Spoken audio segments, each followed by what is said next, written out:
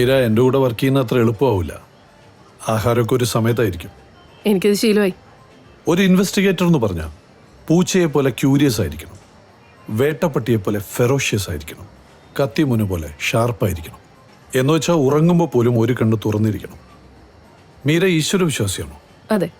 പ്രാർത്ഥിക്കാറുണ്ടോ? ഉവ്വ്. എന്താ പ്രാർത്ഥിക്കാറ്?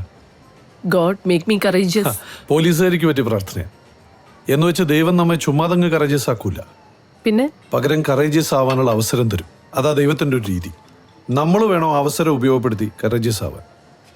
Sir, Meera, chilli chicken fried rice. Okay. Get it fast. Okay sir. സാറിനും IAS ഉണ്ടായിരുന്നല്ലോ, പിന്നെന്താ IPS എടുത്തേ? വളരെ പാവപ്പെട്ടവരായിരുന്നു എൻ്റെ അച്ഛനും അമ്മയും. എല്ലായിടത്തും ഒരുപാട് അനീതി സഹിച്ചാണ് ഞങ്ങൾ വളർന്നത്. അന്നു മുതലുള്ള ആഗ്രഹമാണ് എല്ലാവർക്കും നീതി കിട്ടുന്ന ഒരു ലോകം. നമ്മളൊരാൾ വിചാരിച്ചാ ലോകം നന്നാവുമോ?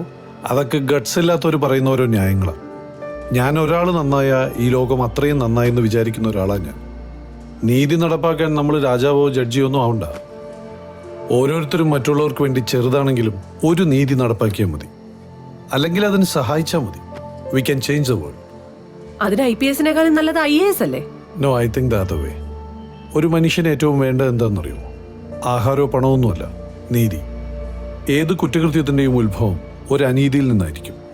നീതി നിഷേധിക്കപ്പെട്ടവൻ്റെ പ്രതികരണമാണ് ഓരോ കുറ്റകൃത്യവും. ഇപ്പോൾ ഒരാൾ കൊല്ലപ്പെട്ട കേസാണെന്നിരിക്കട്ടെ, കൊല്ലപ്പെട്ടവൻ ആർക്കാണ് നീതി നിഷേധിച്ചെന്ന് അന്വേഷിച്ചാൽ മതി, പ്രതിയെ കിട്ടും. എന്തായാലും നിന്റെ കുക്കിംഗ് ഒക്കെ ഇമ്പ്രൂവ് ചെയ്തിട്ടുണ്ട്. ഡോക്ടറിന് ചോക്ലേറ്റ് പുഡിംഗ് ഭയങ്കര ഇഷ്ടമാണ്. ഞാൻ ഇടയ്ക്ക് ഉണ്ടാക്കി കൊടുക്കാറുണ്ട്.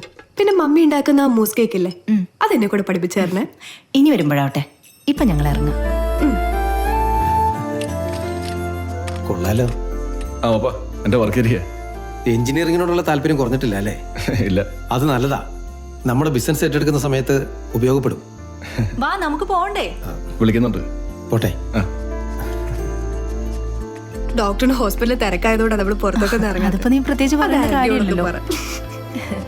നീ ആന്റിയോട് നേരിട്ട് വിളിച്ച് പറഞ്ഞാൽ മതി. മരുമോനായിട്ടല്ല, മോനായിട്ട് തന്നെ ഞങ്ങൾ കാണുന്നത്. എന്തിനും ഞങ്ങളുണ്ട് കൂടെ. എന്താവശ്യം ഉണ്ടെങ്കിലും ചോദിക്കാൻ മടിക്കരുത്. മോനൊന്നും ചോദിക്കുന്നില്ലെന്നാ ഞങ്ങളുടെ വിഷമം. എന്നാ ശരി. ശരി.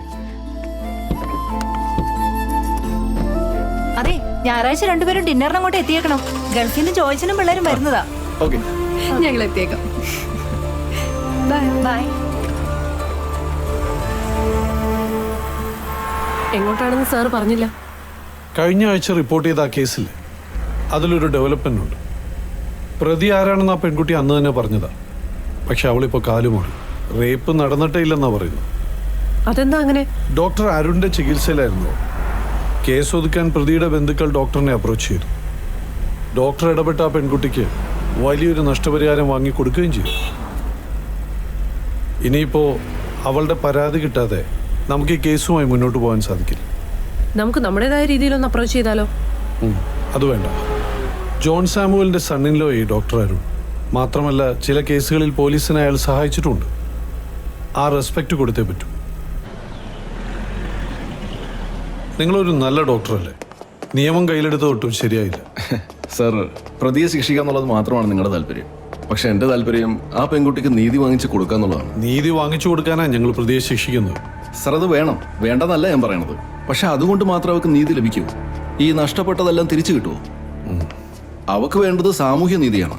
ഈ സമൂഹത്തിൽ അന്തസ്സായി ജീവിക്കാനുള്ള സാഹചര്യം, അതാണ് അവൾക്ക് വേണ്ടത്. അത് കൊടുക്കാൻ നിയമത്തിന് സാധിക്കുമോ? സാറിന് ഓഫ് ദ റെക്കോർഡ്, അതൊരു പാവപ്പെട്ട കുടുംബമാണ്. അവളുടെ 2 തലമുറയ്ക്ക് സുഖമായിട്ട് ജീവിക്കാനുള്ള കാശാണ് ഞാൻ വാങ്ങിക്കൊടുത്തത്. സാറിനെ പോലത്തെ ഒരു നല്ല ഓഫീസർ അതിൽ നീതി കാണാതിരിക്കരുത്.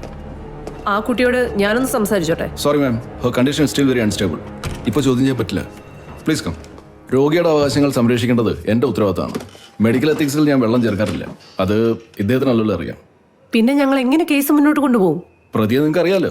4 സ്റ്റേഷനിലെ 5 കേസുണ്ട് ഇയാൾക്കെതിരെ. എന്തുകൊണ്ട് ആ കേസുകൾ ഉപയോഗിച്ച് ഇയാൾ അറസ്റ്റ് ചെയ്തുകൂടാ? വേണ്ട രീതി ചോദ്യം ചെയ്താൽ അയാളെല്ലാം പറയില്ലേ? പഴയ പോലെ അല്ല ഡോക്ടർ. മനുഷ്യാവകാശ സംഘടനകളൊക്കെ നോക്കിയിരിക്കുക. രോഗിക്കുള്ള പോലുള്ള അവകാശങ്ങൾ കൊല നടത്തിയവന് പോലും ഉണ്ട്. ഒരാളെ കൊലയാളി എന്ന് വിളിക്കണമെങ്കിൽ അയാൾ തന്നെയാണ് കൊല നടത്തിയതെന്ന് തെളിയിക്കാൻ പറ്റണം. അത് സാധിക്കുന്നില്ലെങ്കിൽ യഥാർത്ഥ കൊലയാളി നമ്മുടെ തൊട്ടു മുമ്പിൽ നിന്നാൽ പോലും നമുക്കൊന്നും ചെയ്യാൻ പറ്റില്ല. അതാണ് നിയമം. ശരിയാണ് സർ. ഏത് കൊല നടത്തിയവനും ഹ്യൂമൻ റൈറ്റ്സിന് അവകാശമുണ്ട്. പക്ഷെ അത് കൊല്ലപ്പെട്ടവന്റെ ഹ്യൂമൻ റൈറ്റ്സിനെക്കാളും വലുതാകാൻ പാടില്ല. എന്ത് മനുഷ്യാവകാശത്തിന്റെ പേരിലായാലും ശരി, അവസാനം കൊല്ലപ്പെട്ടവൻ മണ്ടനും കൊന്നവൻ മിടുക്കനുമാവുന്നൊരു അവസ്ഥ ഉണ്ടാവരുത്.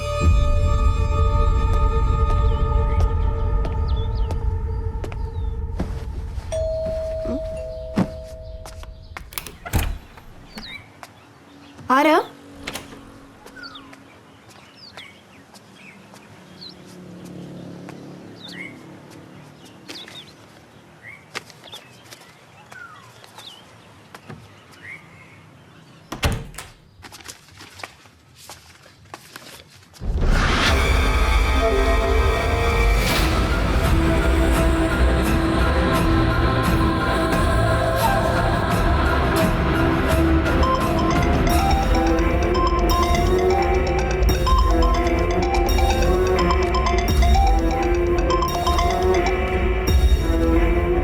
Hello.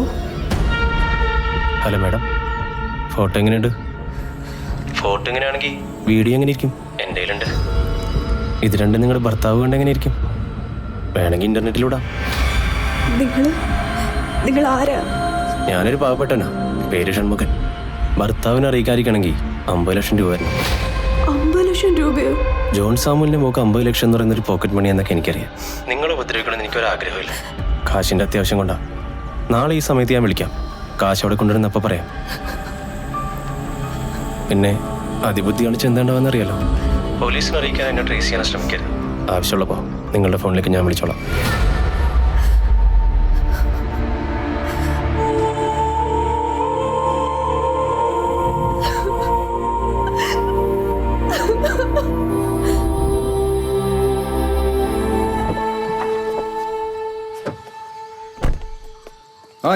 Good morning. Good morning. എന്താ വല്ല പ്രശ്നമുണ്ടോ? അതെന്താ വെച്ചാ അങ്ങനെ ചോദിച്ചത്? അല്ല, പ്രശ്നമുള്ളവരാണല്ലോ എന്നെ കാണാൻ വരുന്നത്. ഇച്ചാ എന്റെ കാർ ഒന്ന് വേണം. ഇച്ചാൻ എന്റെ കാർ കൊണ്ടുപോകോ? അതിനെന്തരാ, നീ കൊണ്ടുപോയിക്കോ. എവിടെ പോകാനാടാ? ഒരു കാര്യമുണ്ട്, വന്നിട്ട് പറയാം. ആയിക്കോട്ടെ. ഓക്കെ.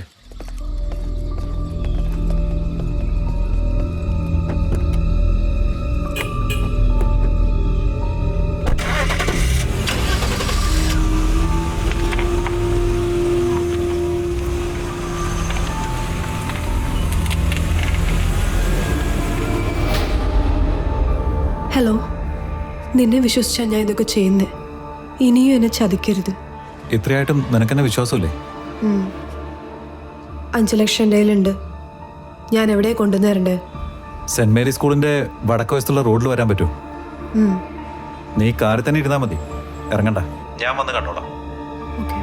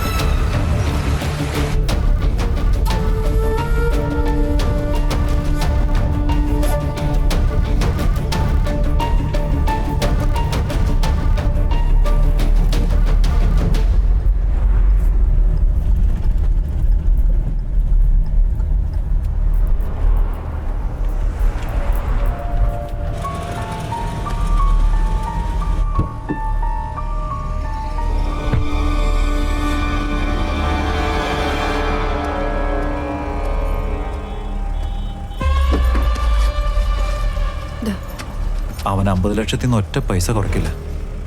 പക്ഷെ 2 മാസത്തെ സമയം തന്നിട്ടുണ്ട്. അതെങ്ങനെ കൊടുക്കും? അതിന്റെ ഹസ്ബൻഡ് അറിയാതെ പപ്പയുടെ നിന്ന് വാങ്ങാം. ഞാൻ എന്തു പറഞ്ഞു വാങ്ങിക്കും? അതൊക്കെ ഞാൻ ആലോചിച്ചിട്ട് പിന്നെ പറയാം. 2 മാസത്തെ സമയമുണ്ടല്ലോ, നീ ഇപ്പൊ ചെല്ല്.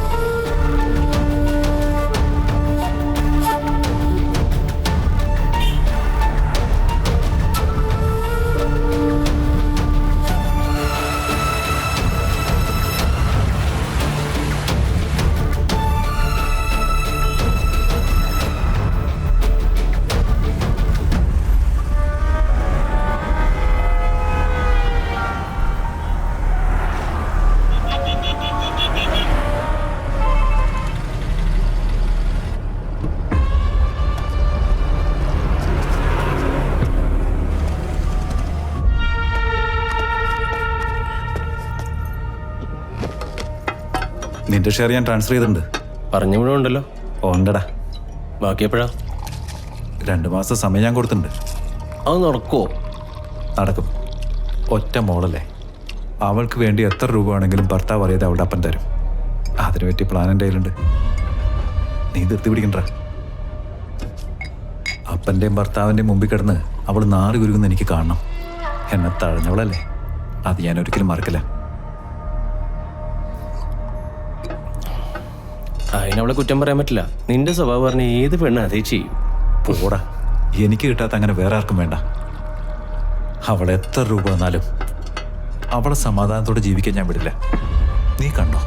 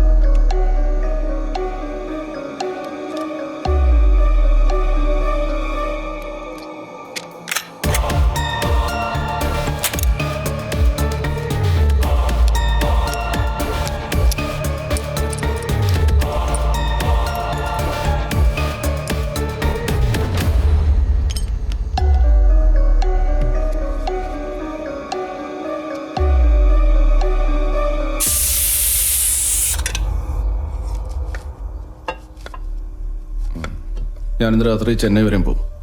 എന്തിനാ? US കോൺസുലേറ്റിലൊന്ന് പോകണം. നേരിട്ട് ചെന്നാലേ സ്കോളർഷിപ്പിൻ്റെ ഡീറ്റെയിൽസ് കിട്ടും.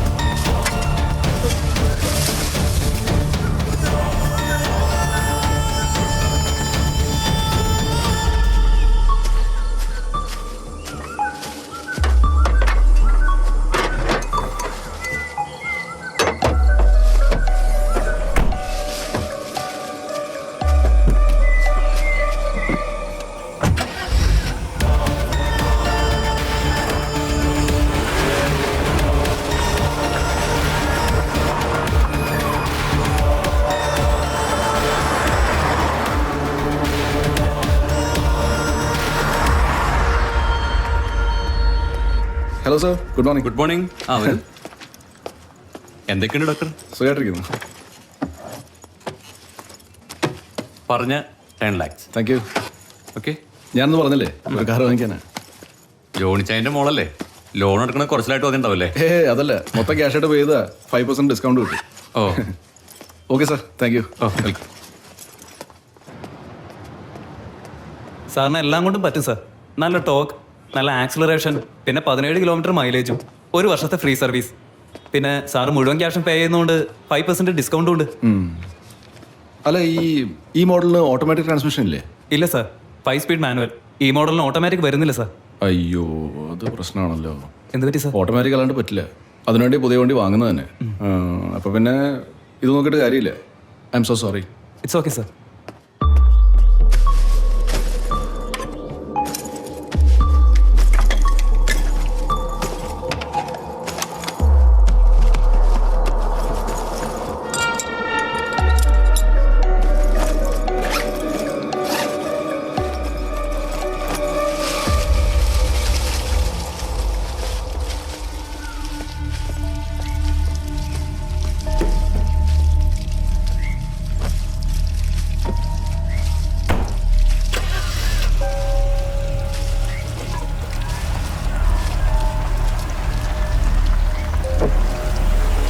ശ്രുതി, ഞാൻ കളിക്കാൻ പോവാ.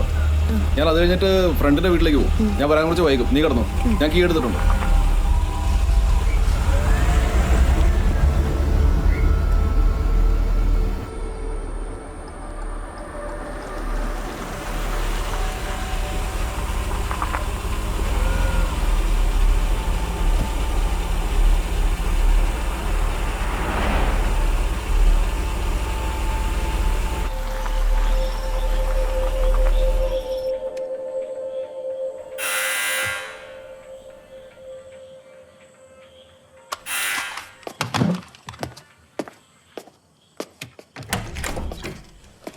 ഹലോ, കിരണല്ലേ? അതെ. സോറി, ബുദ്ധിമുട്ടിപ്പിച്ചതിൽ ക്ഷമിക്കണം.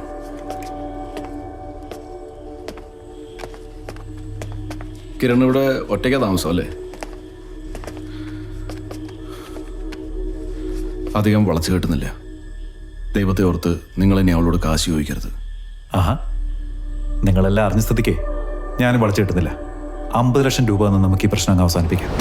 50 ലക്ഷമോ? നിങ്ങൾ വിചാരിക്കുന്ന പോലെ അത്രയും കാശുള്ളവനല്ല ഞാൻ. എനിക്ക് സാധിക്കുന്ന പരമാവധിയാണ് 10 ലക്ഷം. അത് ഞാൻ കൊണ്ടുവന്നിട്ടുണ്ട്.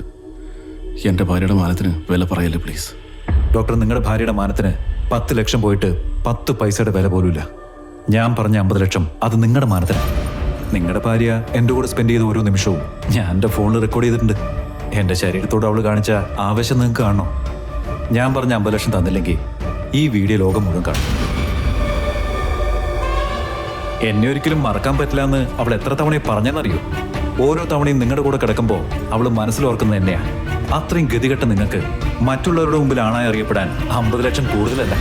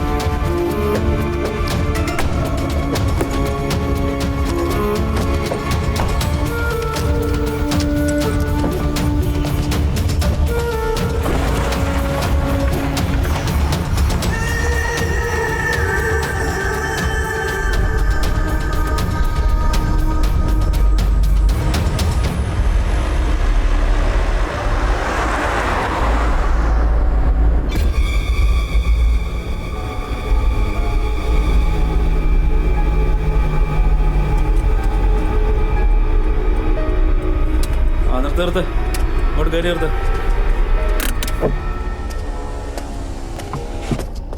പുറത്തിറങ്ങ. ആ ബുക്കും പേപ്പറും എടുത്തു. ശരി. സാറല്ലേ ഈ വണ്ടി മൊത്തം ചെക്ക് ചെയ്യും. ഡിക്കി ഓപ്പൺ ചെയ്യും. ആ.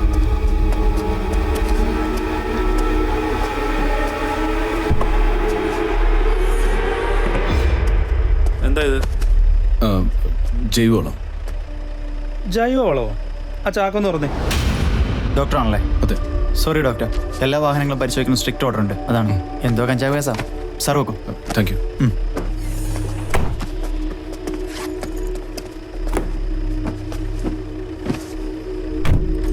ആ ഡോക്ടറെ, ബുക്കും പേപ്പറും കയ്യിൽ വെച്ചേക്ക്.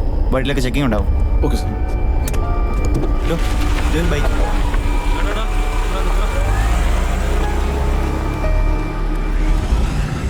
പിന്നെ കാറൊക്കെ വാങ്ങിച്ചോ? ഇല്ല, എന്ത് പറ്റി?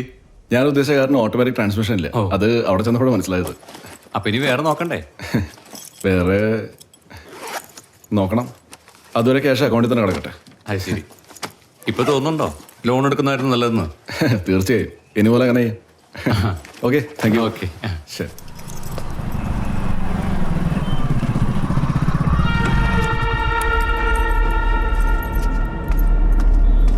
ഇല്ല, പറഞ്ഞില്ലായിരുന്നു. ഞാൻ പിന്നെ വിളിക്കാട്ടോ.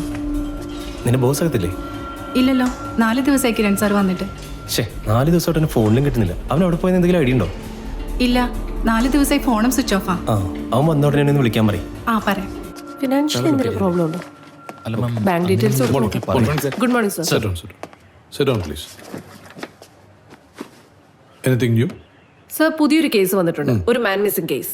സിറ്റിയിൽ ഫിറ്റ്നസ് സെന്റർ നടത്തുന്ന ഒരു കിരൺ കഴിഞ്ഞ 6 ദിവസമായി അയാളെ കാണാനില്ല. ലോക്കൽ പോലീസ് അന്വേഷിച്ചിട്ട് വിവരമൊന്നുമില്ല. എറണാകുളം റൂറലിൽ നിന്നാണ് റെഫർ ചെയ്തിരിക്കുന്നത്. ഇതാണ് അവർ ഇഷ്യൂ ചെയ്ത് ലുക്കൌട്ട് നോട്ടീസ്. കാണുവാനില്ല. ഈ ഫോട്ടോയിൽ കാണുന്ന കിരൺ എന്ന യുവാവിനെ കാണുവാനില്ല. എന്തെങ്കിലും വിവരം കിട്ടുന്നവർ ഈ നമ്പറിൽ ബന്ധപ്പെടുക. സർ, നമുക്ക് ഏറ്റെടുക്കാനുള്ള ഗൗരവം ഈ കേസിനുണ്ടോ? കാരണം ഇയാളെ കാണാതായിട്ട് 6 ദിവസം കഴിഞ്ഞു. പക്ഷെ പ്രത്യേകിച്ച് ഇതുവരെയൊന്നും സംഭവിച്ചിട്ടില്ലല്ലോ. ഒന്നും സംഭവിച്ചില്ല എന്ന് തന്നെയാണ് ഏറ്റവും വലിയ സംഭവം. ഒരാളെ കാണാതായിട്ട് 6 ദിവസം കഴിഞ്ഞു, എന്നിട്ടും ഒന്നും സംഭവിച്ചിട്ടില്ല. അതിലൊരു അസ്വാഭാവികതയില്ലേ? അയാൾ എവിടെയെങ്കിലും യാത്ര പോയതായിരിക്കും. എങ്കിൽ പിന്നെ അയാൾക്കാരോടെങ്കിലും പറഞ്ഞിട്ട് പോയിക്കൂടി. അങ്ങനെ ചോദിക്കേ. 6 ദിവസം നീണ്ടു നിൽക്കുന്ന ഒരു യാത്രയ്ക്ക് അയാൾ എന്തിനാ ആരോടും പറയാതെ പോയി? അവിടെയാണ് ഈ കേസിന്റെ മർമ്മം. നമുക്കറിയേണ്ടത് അത് തന്നെയാണ്. അയാൾ എന്തിന് ആരോടും പറയാതെ പോയി? അയാളെ കാണാനില്ലെന്ന് ആദ്യം തോന്നിയത് ആർക്കാ? അയാളുടെ ഫിറ്റ്നസ് സെന്ററിലെ ഒരു ജോലിക്കായിരിക്കും. ആദ്യം നമ്മൾ ചോദ്യം ചെയ്യേണ്ടത് അവരെയാണ്. സർ, ഇത് വലിയ സെറ്റപ്പാണല്ലോ സർ. ഇത് ഇവിടുത്തെ പണക്കാരുടെ ഒരു എക്സ്ക്ലൂസീവ് ക്ലബ്ബാണ്. അതിന്റെ ഭാഗമായിട്ടാണ് ഈ ഫിറ്റ്നസ് സെന്റർ. മീര, ഒരാളെ ചോദ്യം ചെയ്യുമ്പോൾ നമ്മൾ ശ്രദ്ധിക്കേണ്ട ഒരു കാര്യമുണ്ട്. അവർ പറയുന്നത് നമുക്ക് ഉപയോഗമുള്ള കാര്യമാണെന്ന് അവർക്ക് മനസ്സിലാവരുത്. അത് മനസ്സിലായ പിന്നെ ഒരു കാര്യങ്ങൾ പറയാൻ മടിക്കും. അതുപോലെ നമുക്ക് ആവശ്യമുള്ള വിവരം കിട്ടുമ്പോൾ അത് പുറത്ത് കാണിക്കരുത്, ഉള്ളിൽ ഒതുക്കണം. മനസ്സിലായോ? സർ,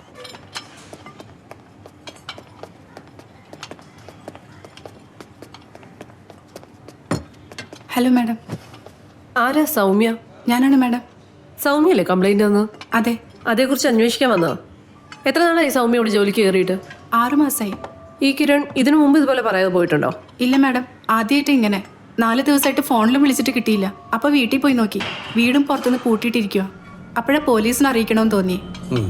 ഇത് വാടകയ്ക്കല്ലേ? അതെ സർ. അയാൾക്ക് വാഹനം എന്തെങ്കിലും ഉണ്ടോ? ഒരു കാറുണ്ട്. അത് വീടിന്റെ മുറ്റത്ത് കിടക്കണ കണ്ടു. സൗമ്യ എപ്പോഴാണ് ഏറ്റവും ഒടുവിൽ കിരണിനെ കണ്ടത്?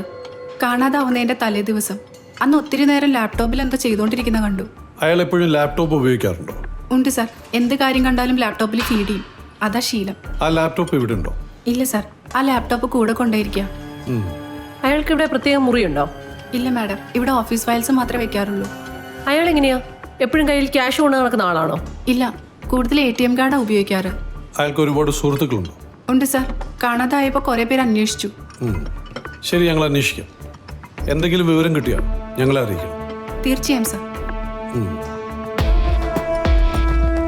ഇയാളുടെ എല്ലാ ഡീറ്റെയിൽസും ട്രേസ് ചെയ്യണം. അയാളുടെ phone records, bank account, ATM card, credit card, insurance തുടങ്ങിയ എല്ലാ ഡീറ്റെയിൽസും ട്രേസ് ചെയ്യണം. Sure sir.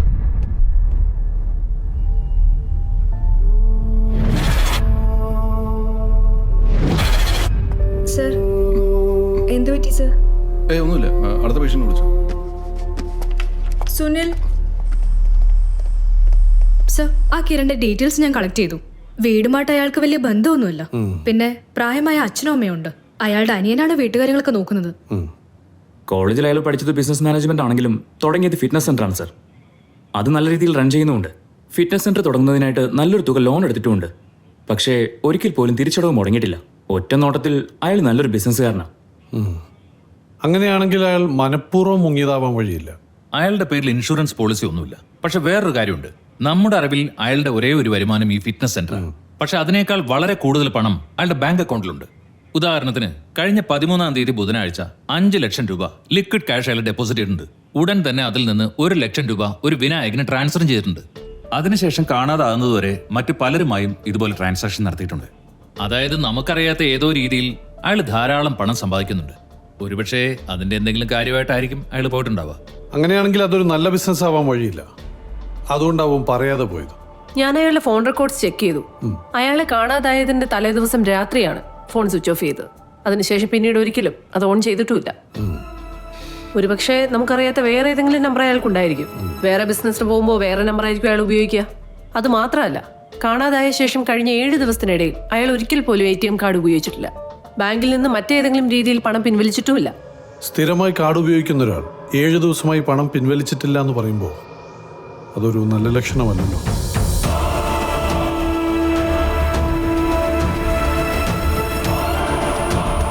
ശരിക്കും ഇതൊരു ഒറ്റപ്പെട്ട വീടാണല്ലോ. കിരണോട് വാടകയ്ക്ക് താമസിക്കുക. ഉടമസ്ഥൻ അമേരിക്കയില. Mister Mathew Joseph.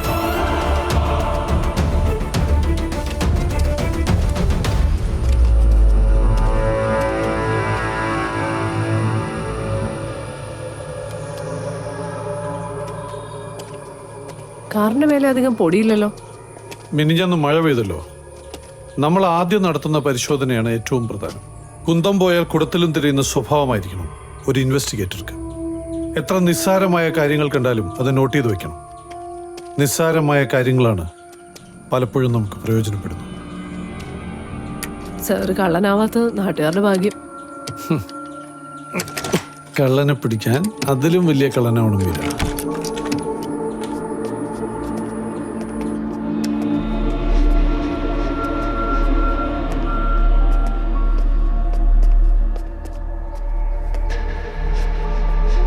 ഒറ്റനോട്ടത്തിൽ അസാധാരണമായൊന്നും തോന്നില്ല അല്ലേ? അങ്ങനെയാണെങ്കിൽ അതിന് ശേഷമായിരിക്കും അയാൾക്ക് എന്തെങ്കിലും സംഭവിച്ചിട്ടുണ്ടാകും. പക്ഷെ അതിനു മുമ്പ് ആ ലാപ്ടോപ്പ് എവിടെയാണെന്ന് അറിയണം.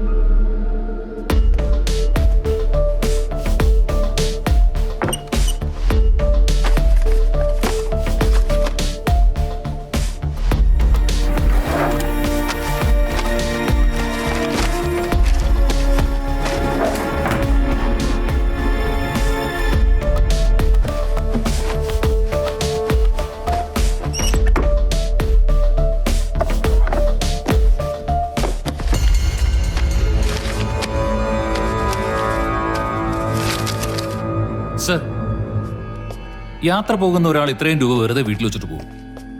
എങ്കിൽ അയാൾ പണമൊട്ടും ആവശ്യമില്ലാത്തൊരു യാത്രയ്ക്കായിരിക്കും പോയത്. സർ, ആ ലാപ്ടോപ്പ് ഇവിടെ ഒന്നും കാണുന്നില്ല. എന്നാൽ അയാൾ അതും കൊണ്ടുപോയിട്ടുണ്ടാവും സർ. ഉണ്ടാവാം. പക്ഷേ എപ്പോഴും ലാപ്ടോപ്പ് ഉപയോഗിക്കുന്ന ഒരാളുടെ വീട്ടിൽ എന്തെങ്കിലും ഒരു സ്റ്റോറേജ് ഡിവൈസ് കാണണ്ടേ? ഡേറ്റ സ്റ്റോർ ചെയ്യാനുള്ള ഒരു CD-യോ ഹാർഡ് ഡിസ്കോ പെൻഡ്രൈവോ ഒന്നും കാണുന്നില്ല. അത് സ്ട്രേഞ്ച് ആയിട്ട് തോന്നണില്ലേ? ഒരുപക്ഷെ അതും അയാൾ കൊണ്ടുപോയി കാണും. ആവാം.